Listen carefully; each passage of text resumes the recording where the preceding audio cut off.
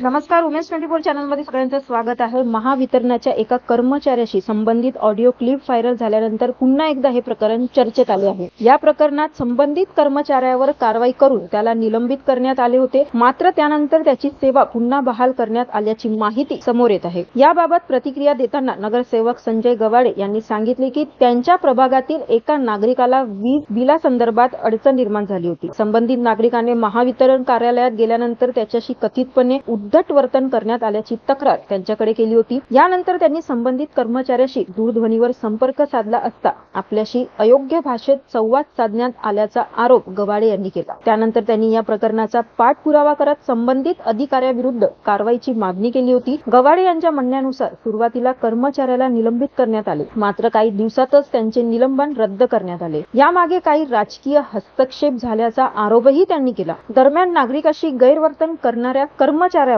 कठोर कारवाई व्हावी आणि लोकप्रतिनिधींनी उपस्थित केलेल्या तक्रारीची गांभीर्याने दखल घेतली जावी अशी मागणी गवाडे यांनी केली आहे. संवादाची एक ऑडिओ क्लिप व्हायरल झाली होती. महावितरणचा विषय होता. त्या प्रकरणामध्ये संबंधित अधिकाऱ्यांना निलंबित केले होते, मात्र पुन्हा त्यांना म्हणजे नोकरी घेण्यात आला असं काही माहिती आहे.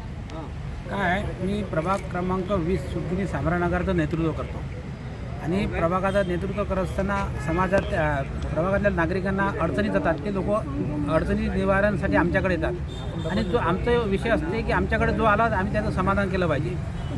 माझ्याकडे असाच एक नागरिक आला, त्याचं 2250 रुपये बिल होतं. एका दिवसापूर्वी त्याचं बिल कापलं होतं आणि तोच त्याच्याकडे जो भोसले नावाचा व्यक्ती आहे त्याच्याकडे गेला, तर त्याला तर त्यानं उद्धट भाषा दिली होती आणि तो मला त्याने दुसऱ्या दिवशी सांगितलं की भाऊ, माझं असं बिल होतं, मी महानगरपालिका आपल्या MSCB ऑफिसमध्ये गेलो, एक कर्मचाऱ्यांना माझ्यासोबत उद्धट भाषा वापरली. त्याला मी त्याचं नाव विचारलं, तर मी त्याला फोन केला. मी त्याला फोन केल्यानंतर मी त्याला माझा परिचय दिला की मी संजय गवाडे नगरसेवक बोलतो म्हणून.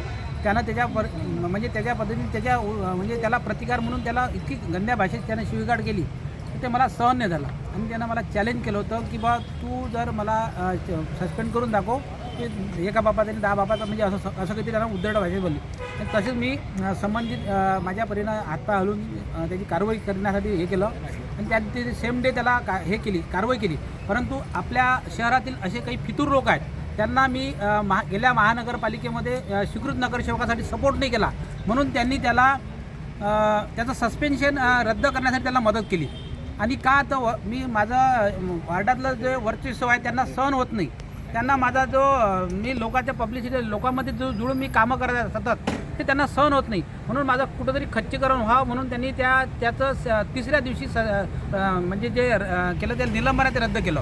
आणि माझं सामान्य लोकांना हेच म्हणणं आहे की कुठल्याही जर तक्रारी असतील तर लोकप्रतिनिधीकडे येणार आहेत. लोकप्रतिनिधी पण त्याच्या पद्धतीने त्याला सोडण्याचा प्रयत्न करणार आहेत.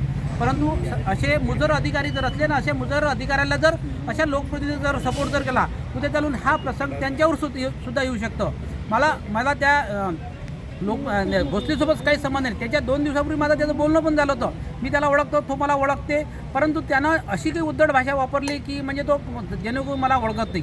पण हे चुकीचं आहे.